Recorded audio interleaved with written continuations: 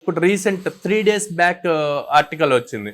US Iran మీద rockets release చేయడానికి ఏఐని యూజ్ చేసింది, రీసెంట్ గా వచ్చిన క్లాడ్ సాఫ్ట్వేర్ యూజ్ చేసింది అని చెప్పి. సో అంటే నెగిటివ్ థింగ్స్ చేయడానికి కూడా, అట్లా డిస్ట్రాయ్ చేయడానికి కూడా ఏఐని యూజ్ చేయొచ్చు.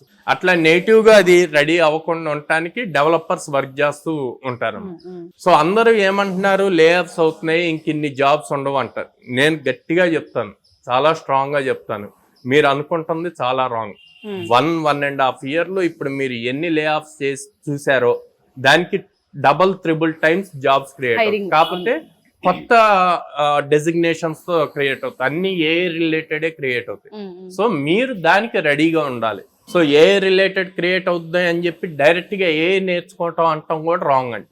సో దాని బేస్ ఫౌండేషన్ ఏంటి అన్నది కూడా చూసుకోవాలి. ఆ బేస్ ఫౌండేషన్ ఏంటి, ప్రోగ్రామింగ్ రావాలి, లాజికల్ థింకింగ్ రావాలి.